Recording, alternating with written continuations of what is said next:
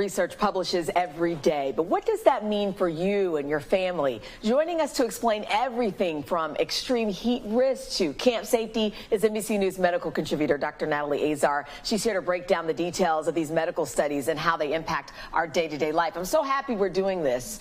Quite often we hear about studies, but then we don't hear the details behind them, and these are really good ones. Yeah. So let's start with the first one. It's associated with extreme heat and what it does for mortality rates. Right, I know. So the extreme heat has been increasing now for a number of years. In fact, many states in this country are experiencing days that are over 90 degrees, many of them more than before. We have basically, usually we have a summer season of heat. It's starting earlier and it's lasting later. And this is really significant. So this was a research out of Penn that actually looked at this kind of stuff. And the things that we want to talk to people about here are the signs of heat stroke and what you can do about them. So it's important, Sheinelle, right? I think most people have a misconception that if you are having a heat stroke that your skin is going to be very wet because you're sweating a lot. Yes. And that's actually not true. Your skin actually becomes very dry, very red, and very hot. You know, the #1 symptom of a heat stroke is a core temperature of 104 degrees or more. But guess what? Most of us don't have a digital thermometer. Right, exactly. So obviously fainting, feeling dizzy, things like that, and having that dry skin are signs and symptoms of a heat stroke. Okay. So what do you do for a heat stroke? The #1 thing, and I really want viewers to understand this, is to call 911 first. Because if you suspect a heat stroke, you need to get that person medical attention quickly. I think people underestimate the severity of it. Exactly. I think they can just, cool down and it'll be okay. But you don't want to do that. Always err on the side of caution. And then you move the person into a cool shaded area, remove as much clothes as you can, and then a little trick that I think is so helpful. Let's say you're at a picnic and you have ice packs, right? You put them under the neck, put them in the groin and under the arms. A lot of blood vessels there. Wait, and under the neck? Under the arm. Under the arms and in the groin. And there's a lot of blood vessels in those areas, and that can help people cool down. You're not supposed to put people in an ice bath. Which people do. They do. The only people who can really do that are people who are like athletes who just did a vigorous, a run or something like that, and they can handle it, but most people should not be put in an ice bath. Those are the kind of things we'll always remember that now. I know I will. All right, so moving on to another study that grabbed our attention, summer camp safety. A lot of parents obviously preparing to send their kids to summer camp. I know I am. We all want our kids to have fun, but we also want to make sure they're safe. Yes. What does the research say? So this was a study out of the University of Michigan, and they polled parents, and you're going to be a little bit surprised by these statistics. Less than 50% of parents who were polled said that camp safety was a priority for them. And only 1 in 10% said COVID precautions were important. You want to know what the most important things were? What? Cost, location, and activity. So it's kind of like, oh, where are your priorities, guys? But I get it, right? We've all sent our kids to camp. There's a lot of things to take into consideration. One of the things that I think is really important to understand is that camps will say whether or not they're accredited by the American Camp Association. But you want to follow that up and confirm that they really are. And a really great resource is the American Academy of Pediatrics website. It's called healthychildren.org.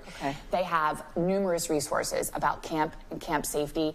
Like, think of your kids, right? Like my daughter has migraines. Is the camp equipped to handle that? Are they equipped to handle the mental health needs of your children? These are all things you want to know, right? You're entrusting. Especially if it's a sleepaway camp. Especially if it's a sleepaway camp. So a lot of good information out there for parents. Good. All right, the third study, team sports and mental health. Speaking of summer activities, it looks at the connection between team sports and mental health in our kids. This is a hot topic. A hot topic on so many levels. So this was a study, again, this was from Cal State. They looked at kids between the ages of 9 and 13, and they found that the children who participated in a team sport had better mental health parameters, let's say, in terms of anxiety, depression, and stuff like that, as opposed to kids who either were not in sports or who were participating in, an independent kind of sport. But I think immediately we might say, okay, that's important, team sports are important, but what about all these news things that we're hearing? That's what I was thinking, I'll be honest. I mean, it seems like we're hearing about the pressure, especially for college athletes. Or, So when does good cross over and become not so healthy? So, it's kind of like a little bit of that Goldilocks, right? Not enough isn't good, but maybe too much isn't good either. And experts say that for sure the college athlete has a tremendous amount of pressure and stress, right? They're managing school and travel, and they have to keep up their scholastic and their athletic performance. So they have some unique challenges. But I think this is a lesson for all of us. And Sheinelle, I know you have kids who are teens as well. A lot of pressure for these kids to perform athletically. We need to be paying attention to their mental health too, and not just to assume that they're okay with all the stress that we're putting on them. That is so important. Okay, another important story, the study that grabbed our attention, speaking of kids, it talks about the dangers of inappropriate antibiotic use with kids. We've heard that sometimes we overuse them. We call the doctor and we say, can you give me an antibiotic for my kids? Right. So there's a few different things that are concerning about overuse of antibiotics. One, of course, is antibiotic resistance, right? We know that's a big thing. Expenditures. You're going to the doctor. You're missing school. You're missing work, right? I mean, there's a lot of dollars that go into this that are unnecessary. And also, people have side effects from taking antibiotics. There are actually numerous ones. And probably one of the biggest things that I find that is a problem is that kids are getting antibiotics maybe for a virus, and they never needed it in the first place. And guess what? They get a rash. And then they live their entire life saying, I have a rash to penicillin. That sticks with them through their adult lives. That's a big, big problem.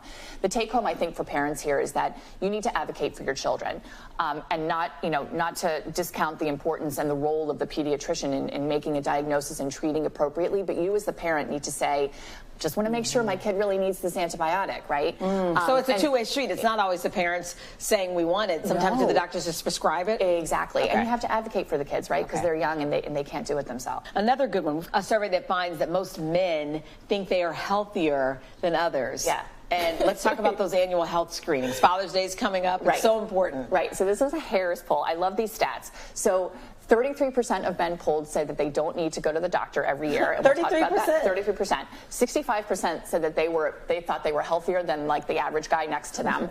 38% get their health information on social media, and 38% put their pets' health before theirs. Wow. Aren't those interesting numbers? We have some work to do, but yet I believe it. I know. Sure. But here's the thing. So do you actually have to see the doctor every year? Believe it or not, the literature's a little bit mixed on that as to whether or not seeing your doctor every single year is necessary. I would say in middle age it becomes much more necessary.